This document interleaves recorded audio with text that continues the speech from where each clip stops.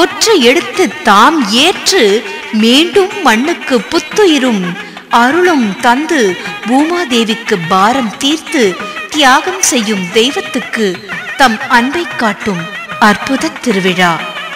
எங்கு ஆர் அழைத்தாலும் எங்கு ஆர் அழைத்தது என்று எதிரோடி வருகின்ற பெருமாட்டிக்கு பெரிதும் கூடி பேர் விளைக்கும் பெருவிழா, புகழ் விளைக்கும் புண்ணிய திருவிழா. அறநிலை அமைத்து தொண்டுகள் செய்ய வைத்து துயரங்கள் தீர்த்து வைக்கும் அவதாரத்துக்கு தொண்டர்கள் எடுக்கும் தூய நல்விழா. தீராத நோய்கள் தீர்த்து வைக்கும் தெய்வத்துக்கு கைமாறாக பக்தர்கள் கனிவுடன் எடுக்கும் பரவச திருவிழா. கைகளை உயரே தூக்கி வணங்குகிற பக்தர்கள் பல்லாயிரம். துயரங்கள் தொலைந்ததென தொழுகின்ற பக்தர்கள் எத்தனை பேர். துன்பங்கள் மறைந்தன என்று அழுகின்ற அன்பர்கள் எத்தனை பேர். வேண்டியன கிடைத்தன என்று விரும்பி வந்தோர் எத்தனை பேர். வேண்டியன கிடைக்கவென வேண்டி வந்தோர் எத்தனை பேர். வேண்டியன கிடைக்கும் என நம்பி வந்தோர் எத்தனை பேர். இத்தனை பேரிலும் படித்தவரும் உண்டு, பண்டிதரும் உண்டு, பாமரரும் உண்டு, பஞ்சைகளும் உண்டு, நாடாளும் மன்னரும் உண்டு, நலிவுற்ற ஏழைகளும் உண்டு. அத்தனை பேருக்கும் அம்மா. அதுதான் மேல்மருவத்தூரின் அற்புதம், அதிசயம். ஆணாக பிறந்தாலும் அம்மாவாய் ஆனவளே. கோடான கோடி மக்கள் கூடி இங்கே வாழ்த்துகிறார். குருவருளை நாடு, திருவருளை தேடு, கைகள் தாளம் போடு, கண்ணீர் பொங்க பாடு என்று பாடுகிற பக்தர்களின் பரவசத்துக்கு இணை இல்லை. தேவாதி தேவரெல்லாம் தினம் வணங்கும் திருவடி, தேம்புகின்ற குரல் கேட்டு தேடி வரும் திருவடி என்று தேம்புகிற பக்தர்களின் தேம்புதலுக்கு ஈடில்லை. விரும்பி வரும் மக்களின் வினை தீர்க்கும் திருவடி, திரும்புகின்ற திசையெல்லாம் தீங்கழிக்கும் திருவடி என்று தினம் தேடும் பக்தர்களின் நம்பிக்கைக்கு இணை ஏதும் இல்லை, ஈடெங்கும் இல்லை.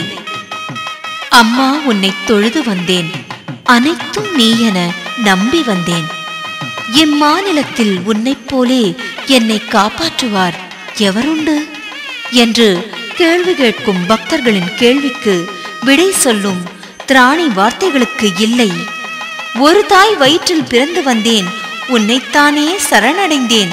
மறுதாய் வயிற்றில் பிறவாமல் மறுவூர் தாயே எனக்கு அருள்வாய் என்று மறுபடியும் பிறவாத வரம் கேட்கும் பிள்ளைகளின் வரத்துக்கும் உரத்துக்கும் வாழ்க்கைக்கும் முதிர்ச்சிக்கும் வளத்துக்கும் நலத்துக்கும் மறுவூர் வள்ளலே பொறுப்பு. அம்மாவே, எங்கள் தாயே, உன் அவதார பெருநலத்தால் உலகம் எல்லாம் அமைதி நிலவட்டும். புதியதோர் உலகம் உருவாகட்டும்.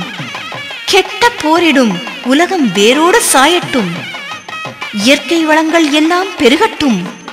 செயற்கை தனங்கள் சிதைந்து போகட்டும். ஒரு தாய் பிள்ளைகளாய் உலகம் மாறட்டும்.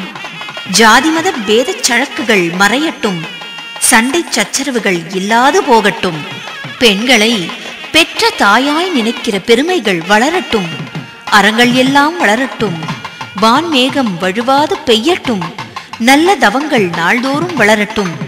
மேன்மைகாள் சக்தி நீதி மேன்மேலும் வளரட்டும். உலகெல்லாம் சக்தி நெறி ஓங்கட்டும். ஒவ்வொருவர் மனக்குறையும் நீங்கட்டும்.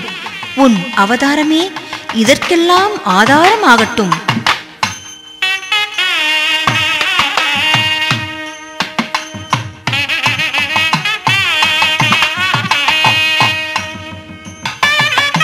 நாள் நகர்கிறது, வாரம் நகர்கிறது, மாதம் நகர்கிறது, ஆண்டுகள் நகர்கின்றன.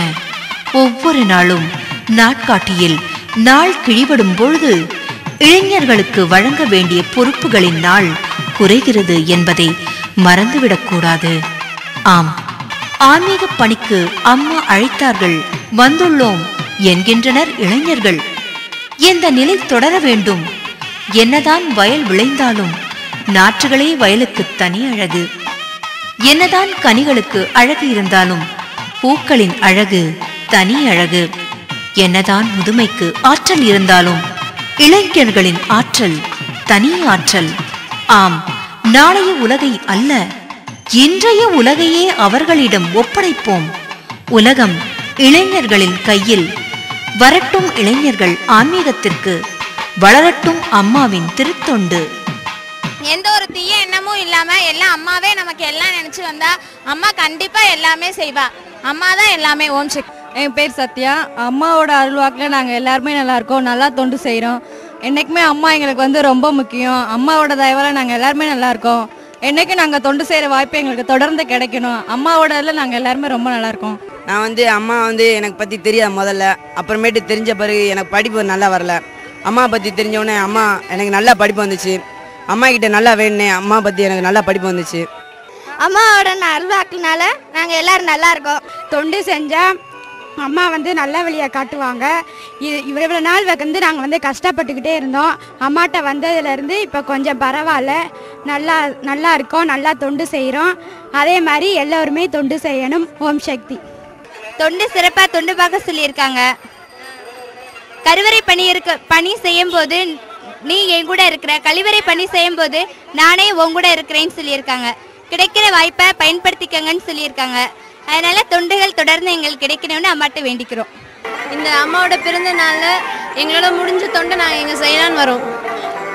அதுக்கப்புறம் மக்களுக்கு தொண்டு செய்கிறதால பின்னாடி வர சந்ததி நல்லா இருப்பாங்க. நம்ம ஏதாவது ஒரு ஆபத்தெல்லாம் அதுலேருந்து நம்ம அம்மா காப்பாங்க. இதெல்லாம் நம்ம தொண்டு செய்கிறதால மக்களுக்கு நல்ல ஒரு வெயில் காலத்தில் ஒரு நல்ல புண்ணியமும் இருக்குது. அதாவது நமக்கு பிற்காலத்தில் நல்ல புண்ணியமாக இருக்குது. இதனால தான் அம்மா தொண்டு இது நல்லது.